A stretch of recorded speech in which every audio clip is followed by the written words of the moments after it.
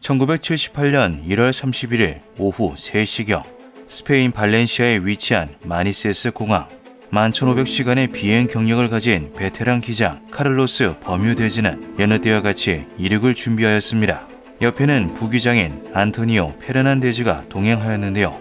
그들이 모는 아비코 항공 502편은 마니세스 공항에서 출발하여 빌바오 공항까지 비행하는 정기 노선이었죠.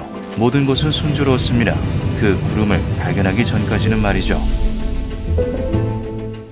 빌바오 관제타, 여기는 아비코 502편 착륙 절차를 시작하겠습니다. 요청한 고도까지 하강 중입니다. 아비코 502편 현재 빌바오 공항으로 착륙 불가합니다. 공항 상공에 구름층이 짙게 형성되어 있어 착륙의 위험을 초래할 수 있습니다. 빌바오 관제타 착륙 불가 확인했습니다. 산탄데르 공항으로 항로 변경하겠습니다.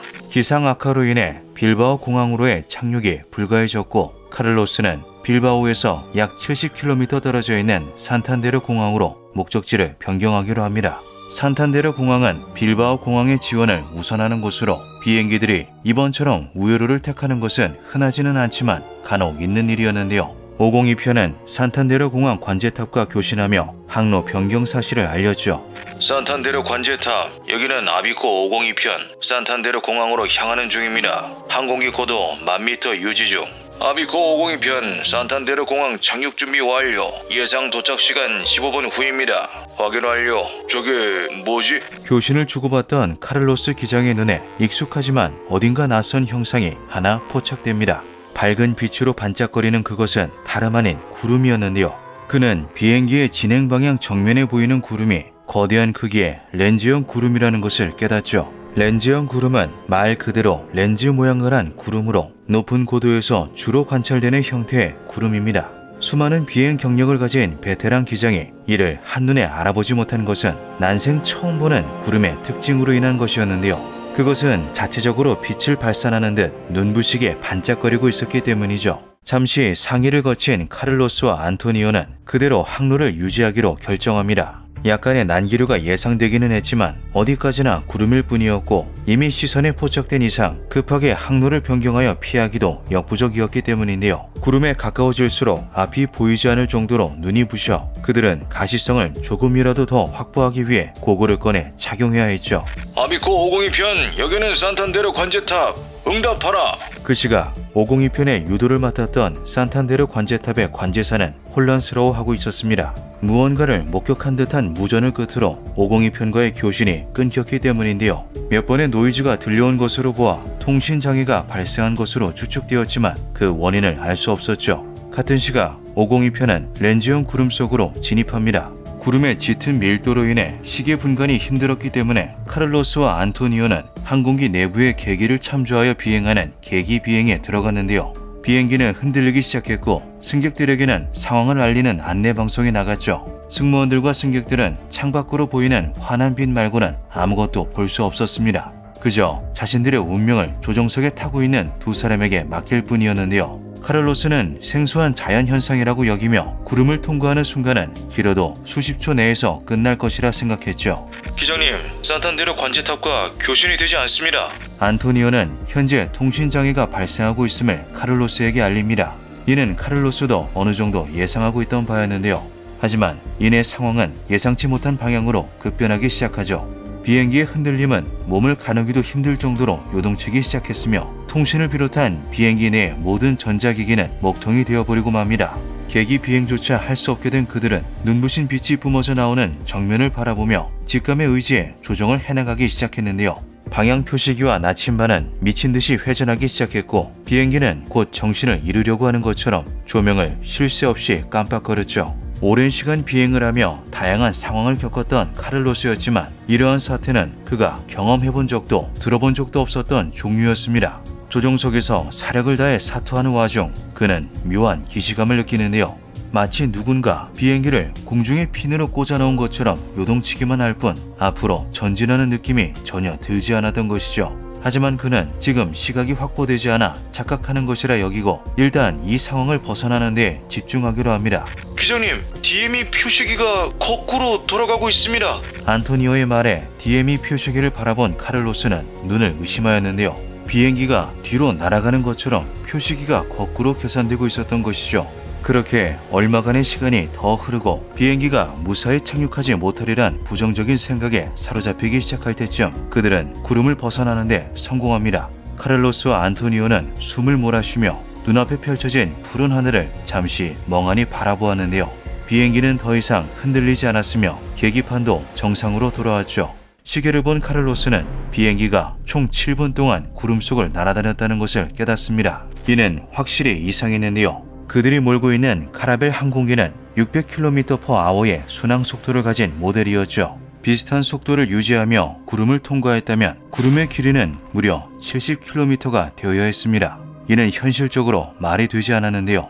정면에서 볼 때 아무리 거대한 크기였다고 하더라도 렌즈형 구름이 무려 70km나 뻗어 있는 것은 불가능했죠. 아비코 502편, 여기는 산탄데르 관제탑, 들리나? 산탄데르 관제탑, 여기는 502편, 들린다. 이상한 구름에서 이제 막 벗어났고 먹통이던 통신이 돌아왔다. 계기판도... 잠깐, 이게 무슨 상황이지? 502편, 무슨 일이 벌어진 건지 보고 바란다. 통신이 끊기기 전과 비행기의 위치가 완전히 동일하다. 산탄데르 관제탑과 교신하며 거리 계기를 확인한 카를로스는 당황을 넘어 공포를 느낄 수밖에 없었습니다. 비행기가 구름에 진입하기 직전 바로 그 위치 그대로였기 때문인데요. 이것이 보여주는 결과는 명확했죠. 7분 동안 구름 속에서 사투를 벌이는 동안 비행기는 같은 자리에 가만히 떠 있었다는 것이었습니다. 여기는 502편, 무슨 일이 벌어진 건지 모르겠다. 기기들이 오작동했는데 구름 속에서 비행기가 전혀 이동하지 않은 것으로 확인된다. 관제탑에서도 같은 현상을 확인하였다.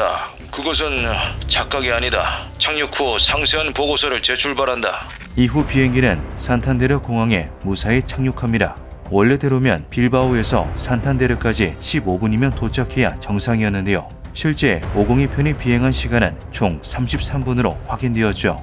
그들은 평소보다 18분이라는 시간을 더 비행한 것입니다. 불가사의한 시간의 공백, 카를로스와 안토니오, 그리고 그들을 유도했던 관제사는 서로 간 소통을 해보았지만 이 기이한 현상에 대한 결론은 좀처럼 나오지 않았습니다. 비행기는 곧장 점검을 거쳤으나 아무 문제가 없는 것으로 확인되었는데요. 승무원과 승객들의 건강 상태도 별다른 이상은 없었죠. 이후 사건은 항공기의 전기적 이상으로 인한 지체라고만 짧게 기록되어 보고됩니다. 그들이 상공에서 겪은 이상한 현상은 입소문을 타고 아름아름 퍼져나갔지만 대부분의 사람들은 이를 그저 도시전설 정도로만 여겼는데요. 그러던 중 스페인의 초자연 현상 TV쇼 그 너머의 방송에 사건의 당사자였던 기장 카를로스와 부기장 안토니오가 등장합니다. 흑백 필름으로 촬영된 20분 분량의 인터뷰는 방송을 통해 전부 공개되었는데요. 그렇게 밝혀진 사건의 자세한 내막은 이러했죠. Entonces nos metimos en una nube de tipo lenticular, una nube que tenía una fuerte luminosidad blanca, la cual no le dimos importancia nosotros porque esta nube, pues se dan muchos casos que vas volando y vas volando entre nubes y inclusive tienes que utilizar gafas de sol porque son nubes muy luminosas, refracta mucho la luminosidad. Y estas brújulas electrónicas empezaron a girar de una forma descompasada, rápida, cada una en direcciones diferentes, con rumbos diferentes, girando constantemente. Tanto los generadores, inversores como transformadores, rectificadores, alternadores y toda la salida de corriente era correcta, los voltajes, los amperajes eran totalmente correctos. Entonces no nos explicábamos por qué podía venir toda esta simultaneidad de fallos tan general. Fue imposible establecer contacto porque el VHF estaba bloqueado, la radio estaba bloqueada. Intentamos establecer contacto con el segundo equipo, con el equipo que lleva Antonio en su parte, en su pedestal, y también fue totalmente imposible. Entonces, pensando en que íbamos a lo mejor ya alejados de Bilbao, cosas como te digo, simultáneamente el DME empezó a marcar al revés y entonces las millas empezaron a funcionar en acercamiento hacia Bilbao en vez de en alejamiento de Bilbao hacia Santander como íbamos. No sé si me explico bien. Habían transcurrido unos 7 minutos hasta que salimos de la nube. En este momento todo empezó a funcionar correctamente, los rumbos se fijaron. Cuando nos empezó a pasar esto, entonces más 35 serían 59 millas. Santander está de Bilbao a 42 millas. O sea que habríamos rebasado Santander, estaríamos ya camino de Asturias. De los mecánicos de tierra, lo que había pasado, habíamos tenido un fallo eléctrico en el que todos los instrumentos estos habían fallado y estuvieron mirándolo y vieron que iba todo bien, pues exactamente no pasó nada más. ¿Cuánto se tarda normalmente de Bilbao a Santander? 15 minutos. ¿Cuánto tardasteis vosotros? Pues mira, exactamente 33 minutos. Sí, desde las 15:25 que sobrevolamos A las 15:22 partimos de Bilbao por el alternativo y a las 15:55 tomamos tierra en Santander. ¿Hay alguna explicación lógica, racional?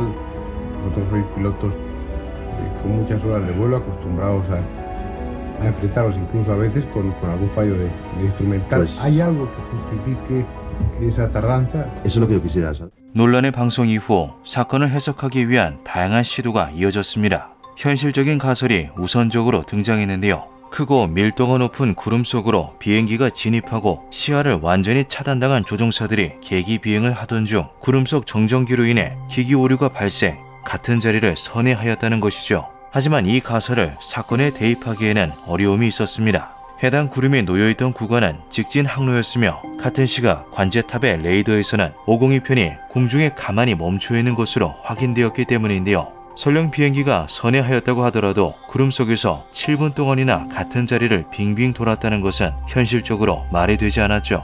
과학적인 가설로 해석이 되지 않자 이것이 시공간 왜곡 같은 초상 현상이라는 주장이 나오게 됩니다. 눈부신 빛, 전자기기의 이상, 전진하지 않은 비행기, 해석 불가능한 시간의 공백 등 이 모든 것들이 502편이 하늘 위에서 무언가 설명할 수 없는 초자연적 현상을 겪었기에 발생하였다는 건데요. 그들이 진입했던 것은 렌즈형 구름이 아닌 정체불명의 이유로 휘어진 시공간이었고 그곳에 비행기가 들어가게 되며 각종 이상을 겪고 결과적으로 시간이 늘어졌다는 것이죠. 물론 이러한 충격적인 주장을 뒷받침할 만한 근거는 존재하지 않았지만 그날 하늘에 무언가 설명할 수 없는 이상 현상이 발생했다는 것만큼은 분명했습니다. 하지만 의문들은 여전히 풀리지 않았고 실질적인 사진이나 영상 자료가 남아있지 않았기에 수십 년이라는 세월이 흐르며 사건은 다시금 도시 전설화되기 시작합니다. 그러나 이것이 실제적인 사건이었다는 것에는 의심의 여지가 없는데요. 스페인의 공군 사령관이자 미라조 F1의 조종사였던 페르난도 카마라 또한 이 사건에 대해 직접적으로 언급한 적이 있으며 카를로즈 버뮤드즈 기장의 손자는 자신의 할아버지가 겪었던 기이한 사건에 대해 말하며 그가 2013년 세상을 떠났다고 알리기도 했죠. 46년 전 그날 하늘에서는 대체 무슨 일이 일어났던 걸까요? 그들이 들어갔던 빛나는 구름은 정말 구름이 맞았을까요? 미스터리한 타임슬립 현상의 진실은 아직 밝혀지지 않고 있습니다. 기묘한 밤이었습니다.